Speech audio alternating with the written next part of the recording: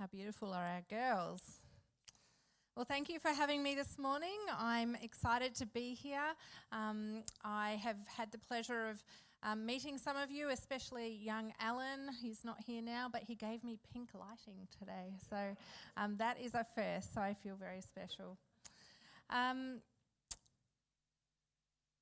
The Babes Project, I don't know how many of you know the Babes Project, but the Babes Project is an organisation that is it's a registered charity, and we run in the local area. We also have a national presence, and that is something that I'll talk to you a little bit about today.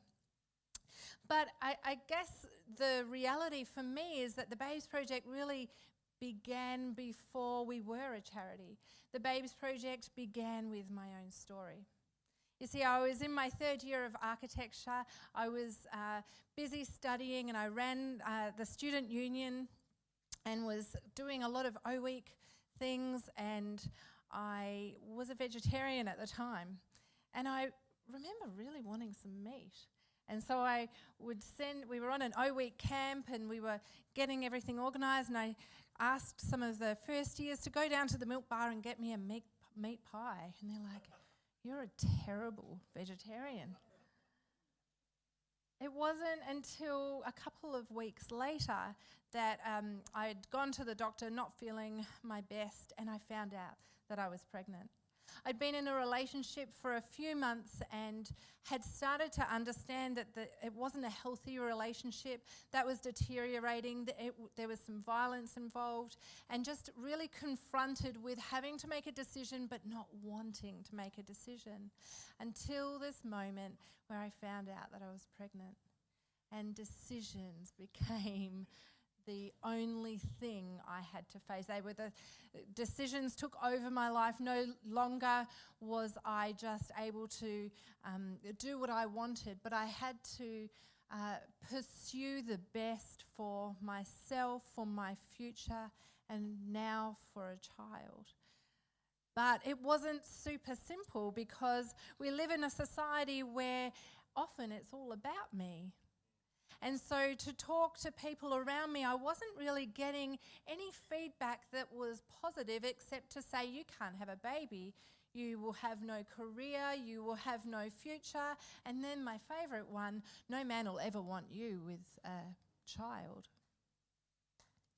And so I went through this time, and I now see it as just one single moment, a big blur in my life, where I spent about a week trying to decide what to do. I had so many negative opinions in my world, and not one person said, "I believe in you. If you want to keep your baby, I know you can do it." And somehow, somewhere in that week, I decided to keep my baby.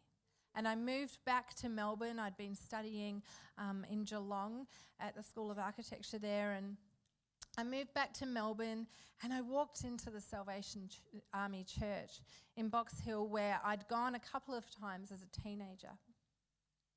And it was there that I was confronted with grace. I think it's pretty scary when you are 20, just 20, and you walk into a church where people have known you, and you're pregnant. You can't hide, you can't excuse anything, you're just there exposed. I am pregnant. And to their credit, I was received with grace, and it was just a beautiful experience. And the youth pastor and the youth intern there, they became my birthing partners.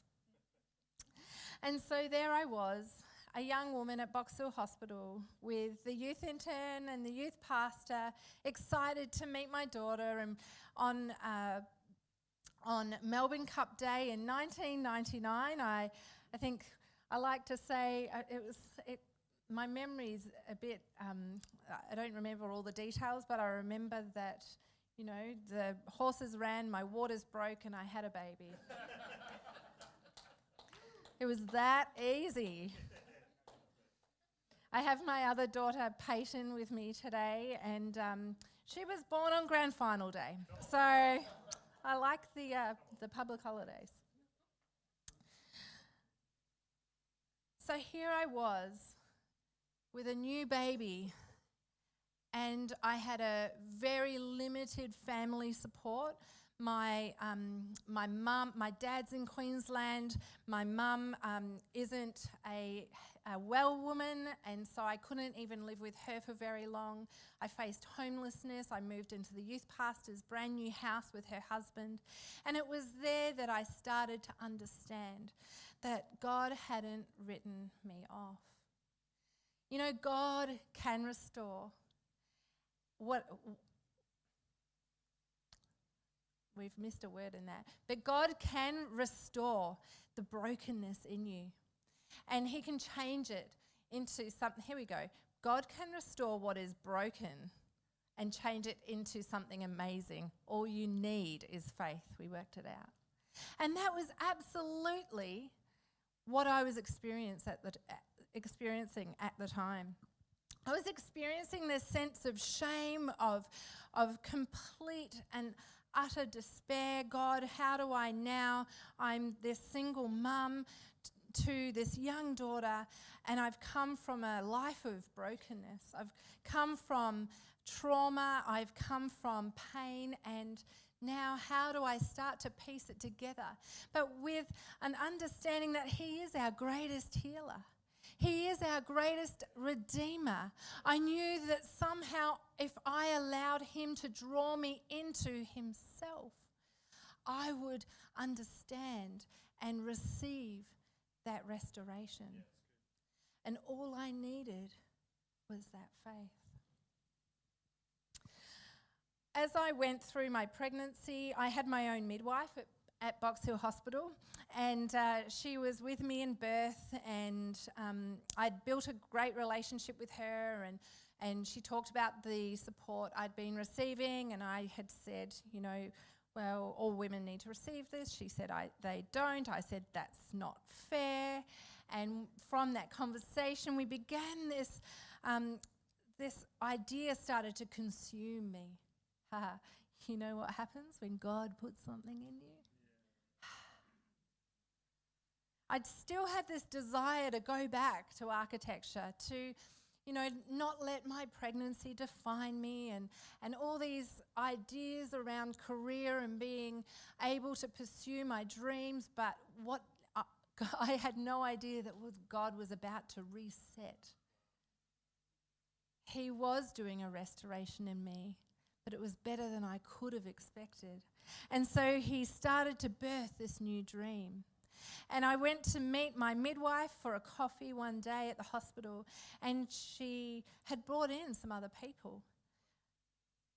And they were the head of the maternity ward, the head of volunteering, the social workers, and we had a coffee, and I just told them that I wanted to see all women supported, because I was starting to realise that my story was being replayed in the lives of hundreds of thousands of women in this nation, and I just wasn't okay with it, because here I am with a daughter, with still, even with the Salvation Army, very little holistic support, and yet I had something. What about the women who don't even have that?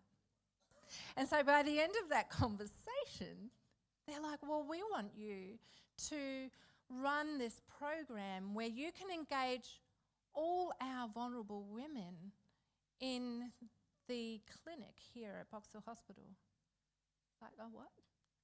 And they're like, yeah, we have a real problem with engagement, and we feel like you could be a key to helping women engage in clinic. And we'd like you to start next week. Pardon? So here I was 21 at the time. I had half an architecture degree, and I was a single mum. I was like, okay, let me just go and chat to my friends. And I chatted to my youth pastor, and I had moved actually out of her home by then, and I'd moved next door. And we started to piece together this idea. And so I started running this program in the hospital. I ran it for 4 years. And it was there that I started to meet vulnerable women. I worked with the hospital. They would bring women in from clinic and engage them in our program, which was just a supportive environment. And it was there that I started to see that this idea I had actually was something, that God was doing something in me to reveal what I had no idea was a problem. And so from there, I was convicted to do more. But after 4 years of even just learning and growing and being confronted with the need, I moved on and was building my own family and may have said to God, I'm done. I never want to work with women again. I'm exhausted. And then in 2008, I was going about my business. I was working at church. I had a great family, and the abortion laws were changing here in this state. And the hard thing for me was that I heard lots of opinions from each side. There was pro, there was against, there was heartache, there was pain, and all I could think was, when I was trying to make a decision, all I needed to know was that I could find some support. And so here we are, arguing and arguing and arguing and spending our passion, our time, our energy, and lost in the middle are women with stories, with heartache, and they're asking for leadership. Where can I go? Where can I get support? And God, he says, let's do this. And so in 2009, in 2008, I started birthing this. And then in 2009, I'd met Beck. Beck's with me today, and Tracy, and we had written a constitution. We had kids at our feet, and we wrote a constitution. We popped it in the mail and went, we'll probably get this back. And then suddenly it was approved and we were an organisation. God is pretty funny. And so we had no idea what we were doing. And I think actually that's probably our gift, that we've kind of been like, I don't know. And actually that has meant that we could build something that is completely God-led. That it is, we did write some timelines early on, didn't we? They're pretty funny to look back on now. You know, we were going to build this and do this and everything, but we didn't hold it too tight. It's almost to position ourselves for whatever God wants to do. We put those things down, but it rarely looks like that picture. Because God is a God of mystery and he knows everything. And we've got such limited brains that we can't even fathom what he has for us. And so he wrote the story of the Babes Project. And it started with this. I was meeting with a man and he was teaching me strategy because, again, I don't know what we're doing. And I said, we've really been researching this. There's not much in Australia. What there is, it's not being engaged in. This is the problem we had at the hospital. You can have a great service, but if people don't engage, what is the point? God is calling us to bring people in, not create something that's great for us, but not relevant to the vulnerable and the broken. And then this guy said, I've got a building. I'm like, oh, great. He's like, you can have it, free for a year, I think it was, and then $1,000 a month. And now I think we've got a couple of buildings with him and we pay $12,000 a year for everything. And he goes, it's a pawn shop. I said, a what? And he's like, a pawn shop, a PORN shop. And his business was next door. He's a Christian man. His business was next door. So he bought this, closed it, gave it to us.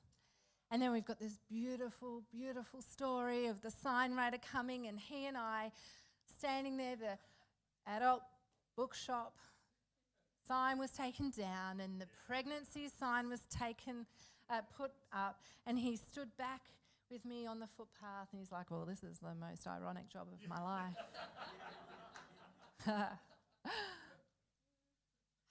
And God was whispering to me, redemption. Redemption. A place that used to sexualize women for many years, 20 years in this area, was now a place of healing, of redemption. We love that little shop. That little shop where we started to nurture our dream, nurture what God was showing us. It was an idea, and then the first girl walked in the door and she says, I'm pregnant. And we were expecting an electrician or something, and we're like, what? And since then, the dream has just grown. God has been faithful. And we continue to be confronted with a need that is just beyond us. We are overwhelmed in our day-to-day. We're trying to find all these ways to grow and exist and become sustainable and healthy, and a business plan and a budget and a what? But God knows. And He grows. And He reminds us that His grace is perfect. And it is all we need. And in that space where we find Him and where we are immersed in His grace, we encounter Him, and He teaches us and He leads us and He challenges us. And He often says, here we go again. So we opened Croydon in 2012. And we recently just celebrated our 7-year birthday there.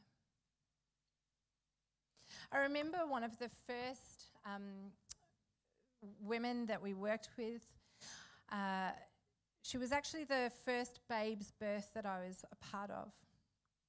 And actually a housing agency that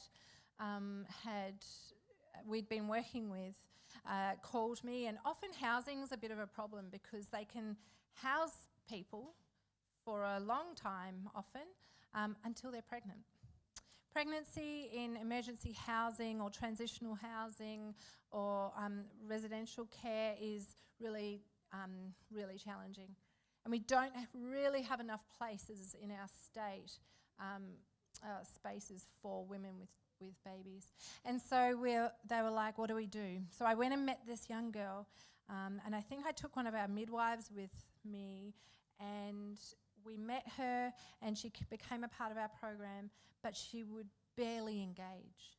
Now, this young woman had grown up in the foster care system. Her mother is a drug addict, has never really been in a rehabilitated state, and so children are dispersed amongst many families. This young woman was 17 and just responsible for herself, had no foster family, had left a residential unit, and was here in this housing space. We were actually able to secure her some accommodation. She ended up having her own unit. And when she would speak to you, I'll just pull this down, she'd be like this. And we're like, I just want to lift her head and pull her hair back. And she'd be like this all the time. And she'd look at me like this. And she was scared, and she didn't know how to hold herself, that she was beautiful, because she'd never been loved. What happens when we don't know unconditional love? You know, we can stand here today like this because we know the love of a Saviour whose love is so unconditional. But when you don't know that, and when you measure love by the people around you only, and that is broken, and they hurt you, and you're traumatized, and you're lost, this is what happens. And so we walked this journey with Jess. We walked through so much. And we started to understand that she was so desperate for a family. And this baby was her opportunity. And so I was very, very privileged to birth with her. And she was induced. It was a long labour. And I'm hearing all the stories of her life come out. Oh, God. Praying your redemption here. I'm praying your healing. You are our greatest healer, Lord. Be present. And this baby was born. And she brings baby up, and I just have this moment of seeing a woman who is lost, who has no family, birth her family. Birth unconditional love. And so we worked with Jess for some time. We actually went into the hospital the next few days, and she's like, I've been waiting for you. I was scared to ask a midwife how to put a nappy on. Oh, I'm like, sweetheart, we need to put that in our program. And we do now, as you can see. And so through our working with Jess, we started to see her come out of her shell. And when she started to understand that she is loved and she can give love and she is responsible and she can be part of society and she is worth something, we started to see her head raise. God is the greatest redeemer. He has a story for each of us. And what was said this morning, he erases our sin completely. But there's so much to do. There's so much pain in our world. But I really believe that God calls us to be his light where we are. And all we can do is follow him and do our best. And so we started to see more Jesses, more women come through the door. And one of the problems we had was we always said that we would take women from any region, but we were seeing that there was this really massive demographic coming from the southeastern suburbs. So we did a bit of Googling. Beck is our Google queen. We often say Babes was built on Google.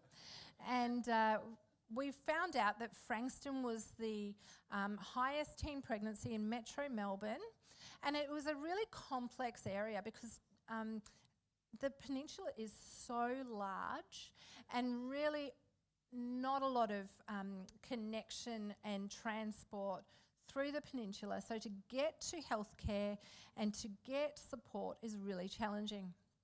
So we ran a pilot program. God moves. Oh my goodness. And we open Frankston.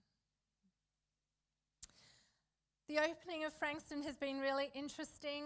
We have a beautiful space down there and we see more drug and alcohol use, more domestic violence, and more teens than ever before. Channel 7 did a little piece on us in the news when this centre turned 1. It's now about to turn 3.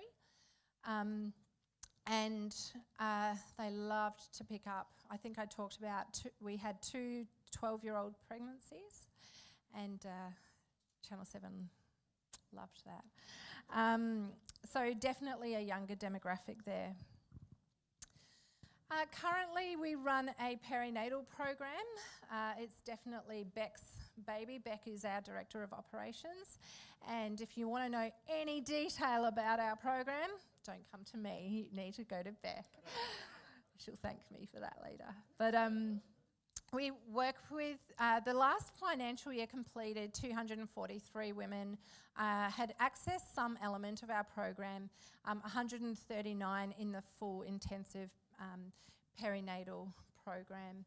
The difference there is that we actually support women who can't get to our centres in other ways. And we now run a national service, and I'll tell you about that in a second. More than 60% of women supported last year had a history of mental health issues, and disturbingly, nearly half are concerned about social isolation during pregnancy, which makes them at really considerable risk for postnatal depression. We also see the prevalence of family violence, and there is a stat there about single parenting, 51%. Over 50%, and actually that's dropped. I think the year before was 53. And I think this coming year, just from what we're seeing, may be higher again. So if we just say around half of our women are single when they come to us, so that's whilst they're pregnant, mostly early pregnancy, where are the men? What are we doing as a nation that says to the men, you don't have to be part of this. It is not your responsibility. In some cases, we think maybe it's better for the men not to be around, but they're still part of this baby's upbringing, or they're named on a birth certificate. And so we need to be understanding that this is not just a women's issue. It's not a women's or a men's issue. This is a society issue. And it's up to us as the light bringers, as the representatives, the ambassadors of grace, to start talking about the redemption of our society and how men can be more present in the lives of their children. So our perinatal program is our baby. It is what makes us quite unique. You might know about some other pregnancy centres. They're mostly counselling. That's not what we do. We have had a counsellor at times, and now we refer off-site for a counselling service. We are more about a structured perinatal program. You can see one of our young women here who's currently in our program is being taught by a couple of our team, and she comes in twice a week, has 2 workers. She's one of our Croydon mums, and she learns the basics. She learns about wrapping baby safely, about feeding, about baby care. She learns baby CPR. We work through some of her other circumstantial challenges and help her to be empowered to make responsible decisions. So the one thing that we're really great at as Christians is this concept of rescuing. But we need to kind of leave that up to God, because He is the greatest rescuer. But we kind of like to think that maybe sometimes we can do a better job. And we get over-involved around doing things for people who are vulnerable. But what our perinatal program does really well is we empower women and teach them. It takes a lot longer, but this is the gap that is in our society. We are really good at this rescue, this Band-Aid solution. Governments are really great at it because they see a problem and they then go, well, we've got to throw some money at that to fix it, and then it feels better and it works better, and hopefully some stats will come down. But we're not actually engaging in issues long term enough in our society. So what this program does is we step back, we look at the whole picture, and we work with her to create an understanding of responsibility and empowerment, and we equip her to do that.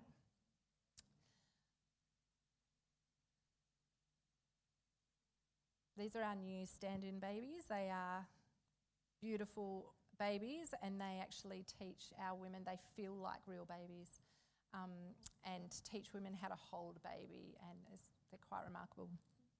They were on Shark Tank once, and we were like, oh, that's pretty cool. So they're now a supporter of ours. So here she is, and here she is.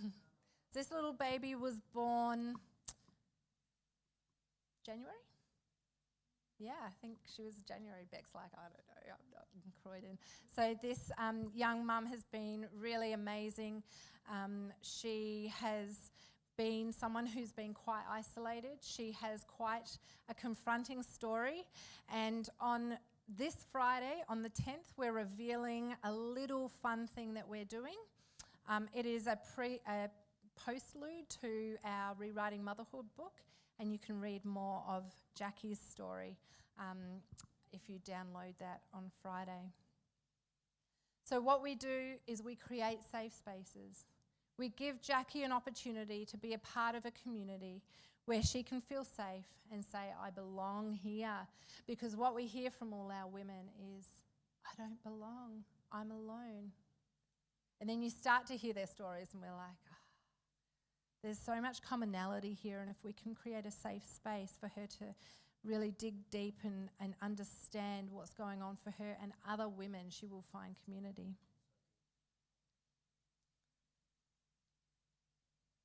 That's Jackie with our centre manager at Croydon, Annie. And so we did this assessment on some of our programs, and when you do an assessment, it's kind of confronting because you kind of brace yourself for all the negative stuff. Oh, this is going to be everyone's opportunity to tell me what's wrong with the program. And we're like, it's okay, this is going to be good for us. And it did. It came out with one big negative.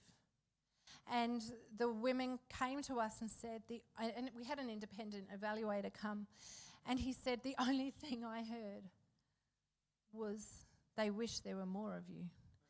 One woman said in her response to the evaluator, I just wish it was like McDonald's, that it was in every suburb, and I could just say to my friends, there is this place where you will find safety and help and support. Well, we're not going to be like McDonald's. But last year we did go national. And that meant that we positioned ourselves, we changed our constitution, we're now a national organisation, and we started a triage service and a remote service, and we have a nurse, a midwife who answers the phone. She works with people interstate and remotely in preparation for what God does next. And how funny when God says position yourself and you do it, and then what happens? This morning someone prayed for me and talked about expansion. And I will let you know that there is an expansion in the works. But Becca's here to hold me accountable, and I'm not allowed to tell secrets. So you'll have to stay tuned. It's pretty exciting. God, from one little tiny story and dream, He births it in others. And He births it in people like Beck, people like Tracy, people like Annie, people who are running this organisation in every centre, people who are on the phone, people who are in the births. It's not just my thing. It's in so many of our hearts to help the vulnerable, to actually engage with them and be the people of redemption. And it gets really scary, but I think that's why He doesn't tell us everything. And I love Brené Brown. She writes incredible books. And she says, you can choose courage or you can choose comfort, but you cannot have both. And when I hear the stories of people like Vanessa, who is a Christian woman, married, and she looks like her pregnancy is all good from the outside, and she would never have a need for the Babes Project until she has her first ultrasound and they tell her baby's not viable, there is a problem. But she can't bring herself to terminate at the doctor's recommendation, and she has a few more scans and they say, look, it's really undiagnosable, there are problems with the baby's hands and feet.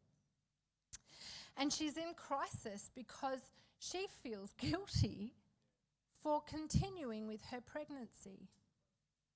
And there's no one around her, similar again, no one around her saying you can do it. And somehow she comes to the Babes Project at about 32 weeks when she'd had enough of the medical profession saying you need to end this pregnancy. And just in time, because only a few weeks later she gave birth to Alexandra, and she came in recently, and here is this sweet girl.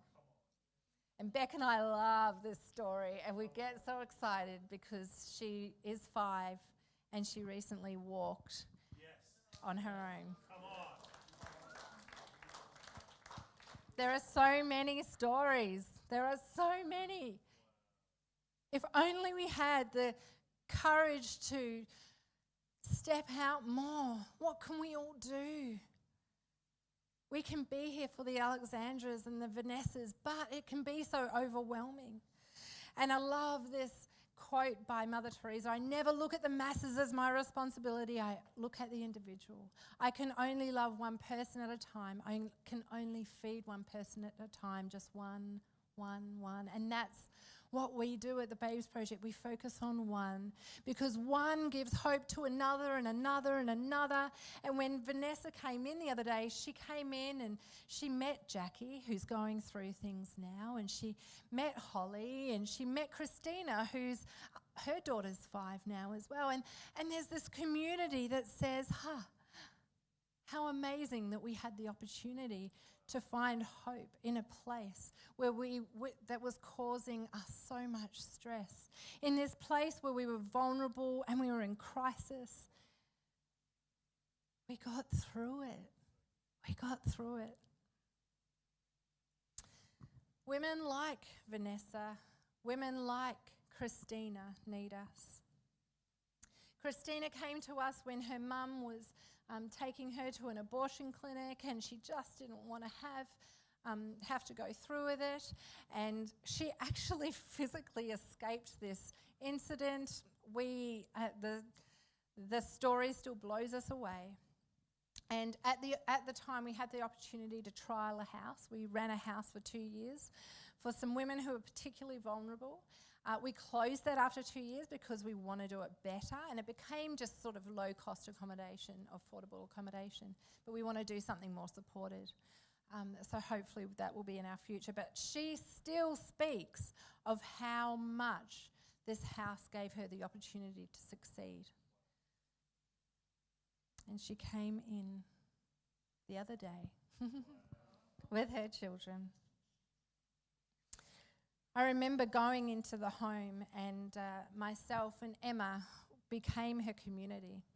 And we'd go into the home and we'd teach her things in the home. And then after a while, she was confident enough to come to one of our centres. This is what community looks like. God says, see, I am doing a new thing. Now it springs up, do you not perceive it? I am making a way in the wilderness and streams in the wasteland. When we cannot see a way, we need people around us to show us that there is a new way. God is doing a new thing. We talk so much about empowering women, but too often we leave them to raise children alone with minimal support, encouragement, or guidance about strong parenting. And this is unacceptable, and this is why we exist. Because when things blow up in the media, we all jump on and say, that was terrible. Why wasn't that child removed from that mum? What about this? She shouldn't do this. She shouldn't do that. But where were we to create something for her to actually equip her and meet her in her crises, in her darkness? Aren't we the light bringers? It is not okay to just have an opinion without being able to engage, without engaging in being a part of the solution. And I know this. I know this because that was my experience of being lost and alone. We didn't have digital photos back then. This was me at Box Hill Hospital, birthing my daughter who no one had any hope for. No one told me I could raise her until I decided to have my baby, I should say. But no one told me that I could be a good mother. No one told me about what she could be. And this is her now. Actually, it's a year ago. We were in Parliament together. She was head prefect at her school.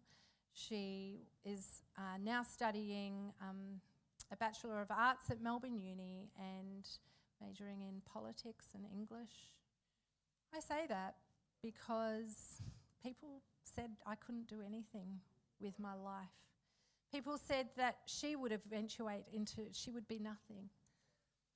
And I can tell you that I see the Ariels, I see my story. I see these children and these mums and our women every day. And if we can actually start to understand that they are not those women, that they are you, me, they are our mother, our sister, they are the important people of our society because they are raising our next generation. It's time that we started to understand that if we empower these women, we are really just ensuring that God's redemptive purposes are seen on our earth, that we can be the grace bringers. If only we allow people to have safe spaces, engage in them, and understand that they are worth something. And this is the fruit. And we have lots of them. I think we've had 23 babies this year.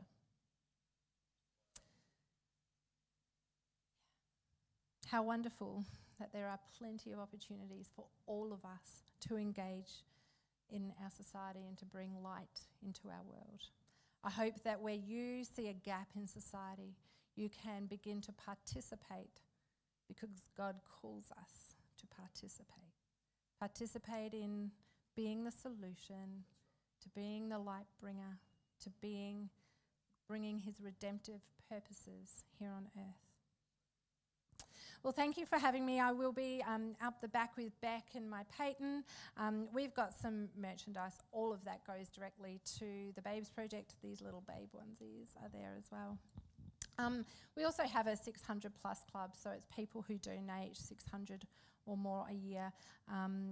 They're our big regular donors, and anyone who becomes a part of that, they actually get a welcome pack, but they also get one of our books for free. Now, this book is also available for purchase, and this is the story of 10 diverse women who've been through our program, and it's pretty amazing to go into their homes and we hear their story, and we went with a poet as well and a photographer, and we created this package for them and gave them back their story.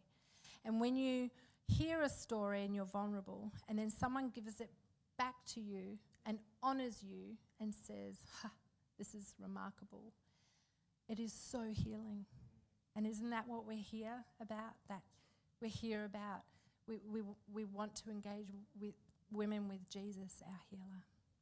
And so this is available as well, and the after part of this is released on Friday the 10th, so keep an eye out for that. Thank you.